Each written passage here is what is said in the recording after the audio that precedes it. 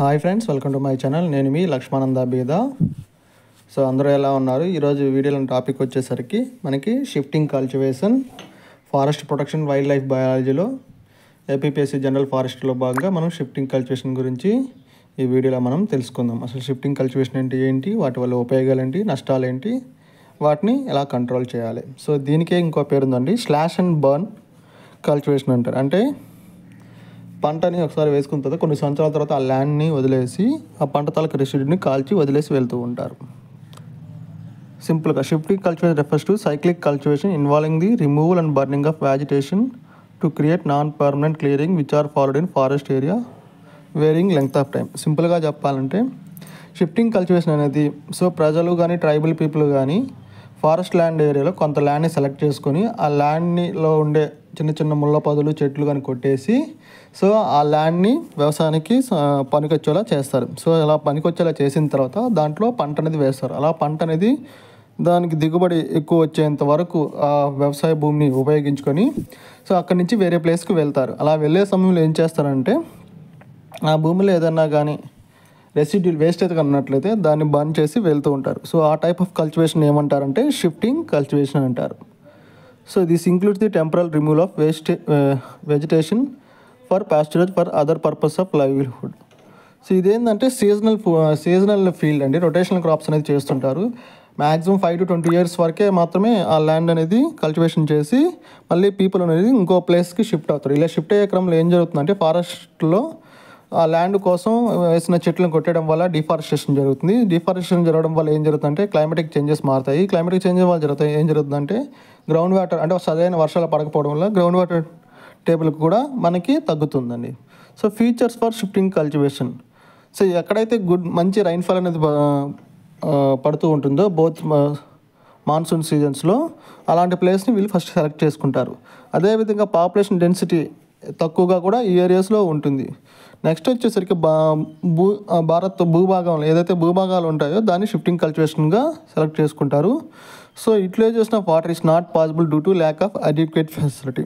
Water అనేది సరిగా ఉండదు అనమాట ఈ కల్టివేషన్లో. వాళ్ళు కేవలం మెయిన్లీ రైన్స్ మీద మాత్రమే డిపెండ్ అయ్యి అంటారు.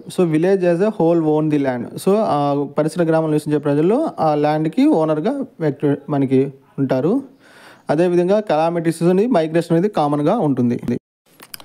పంట దిగుబడుల్లో కొంత మేరకు పంట దిగుబడి తగ్గుతూ ఉంటుంది. కారణం ఏంటంటే రిపీటెడ్ కల్టివేషన్ చేయడం వల్ల.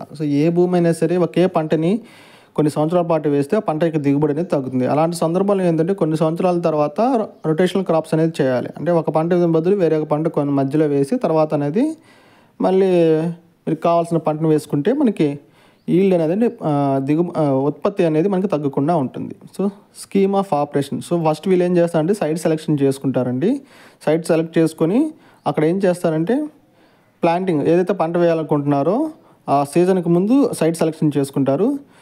ఇది యూజువల్గా ఎవరు సెలెక్ట్ చేస్తారంటే ఆ విలేజ్ కౌన్సిల్ యొక్క హెడ్ అనేది సెలెక్ట్ చేస్తారు. ఆ తర్వాత ఏం చేస్తారంటే ఆ సెలెక్ట్ సైట్లో ఏదైనా ముళ్ళ చెట్లు కానీ పొదలు కానీ ఉన్నట్లయితే దాన్ని రిమూవ్ చేసి కల్టివేషన్కి అంటే వ్యవసాయం చేయడం కోసంగా సూటబుల్ ల్యాండ్గా కన్వర్ట్ చేసుకుంటారు. ఈ రిమూవ్ చేసిన ఈ స్hrubs బ్రషెస్ ఏం చేస్తారంటే వెజిటేషన్ ఏం చేస్తారంటే బర్న్ చేస్తారు. ఆ తర్వాత ఏం చేస్తారంటే the land is prepared well and crops are sown. వ్యవసాయం పంట కోసం భూమిని సిద్ధం చేసి తర్వాత విత్తనాలు అనేది నాటుతారు. విత్తనాలు నాటిన తర్వాత at the time of maturity crops are harvest అంటే ఎప్పుడైతే పంట కోయడానికి వస్తుందో ఆ సమయంలో పంట అనేది కోసి ఆ మిగిలిన చెత్తని స్టోర్ చేస్తారు. అదేవిధంగా వీళ్ళు ఇంకా ఏం చేస్తారంటే పంట కోసిన తర్వాత వీళ్ళ ఒక ట్రైబల్ అనేది ఒక అకేషన్ ఒక ఫెస్టివల్ లాగా సెలబ్రేట్ చేసుకొని అదేవిధంగా మ్యారేజ్ కానీ ఉన్నట్లయితే మ్యారేజెస్ కానీ ట్రైబల్ పీపుల్ చేసుకుంటారు. ఈ కల్టివేషన్ అనేది సుమారు 5 to 10 years వరకు కంటిన్యూ అవుతుంది. ఆ తర్వాత వీళ్ళు ఏం చేస్తారంటే న్యూ ప్లేస్కి షిఫ్ట్ అవుతారు. ఇలా షిఫ్ట్ అయ్యే క్రమంలో ఆ రెసిడ్యూల్ వేస్టేజ్ని వీళ్ళు కాల్చివేస్తారు. అందుకే దీన్ని స్లాష్ అండ్ బర్న్ కల్టివేషన్ అని కూడా అంటారు. ఇదే ప్రాసెస్ అని నిరంతరంగా చేస్తూ ఉంటారు. షిఫ్టింగ్ కల్టివేషన్ అనేది ఇది నార్త్ సైడ్ వచ్చేసరికి దీనికి జూమ్ కల్టివేషన్ అని కూడా అంటారు. అదేవిధంగా మన దక్షిణ భారతదేశంలో వచ్చేసరికి ఒరిస్సా ఆంధ్రాలో వచ్చేసరికి దీన్ని పోడు వ్యవసాయం అని కూడా అంటారండి. మరి అడ్వర్స్ ఎఫెక్ట్స్ ఏముంటాయంటే shifting cultivation can reduction of forest area. నిజమే కదండి, ఫారెస్ట్ ఏరియాస్లో ఉన్న ప్లాంట్స్ని కట్ చేసి దాని వ్యవసాయం కోసం చేయడం వల్ల ఏం జరుగుతుందంటే ఫారెస్ట్ ఏరియా అనేది తగ్గిపోతుంది.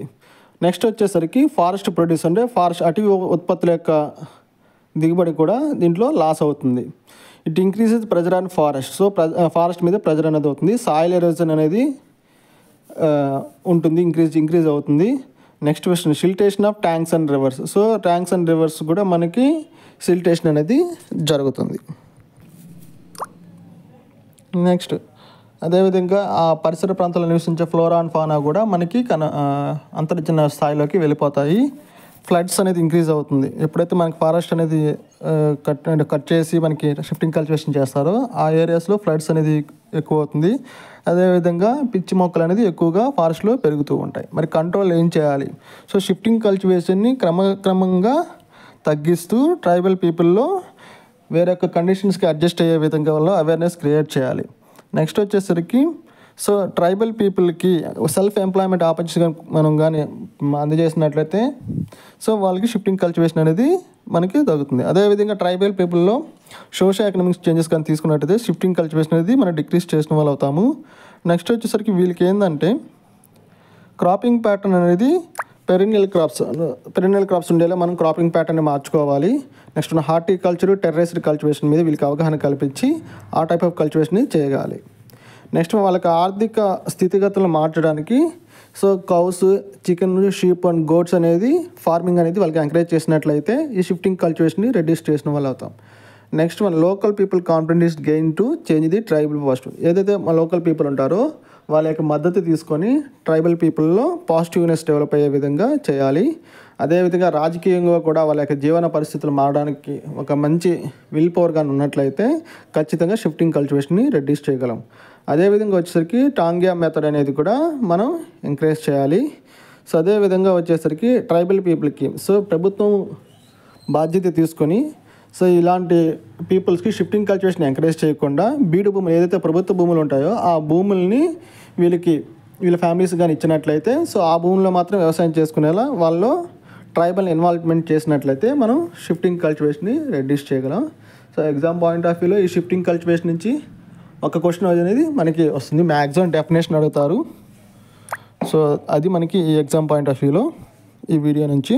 సో వీడియో నచ్చితే లైక్ చేయండి, షేర్ చేయండి, సబ్స్క్రైబ్ చేసుకోండి. ధన్యవాదములు.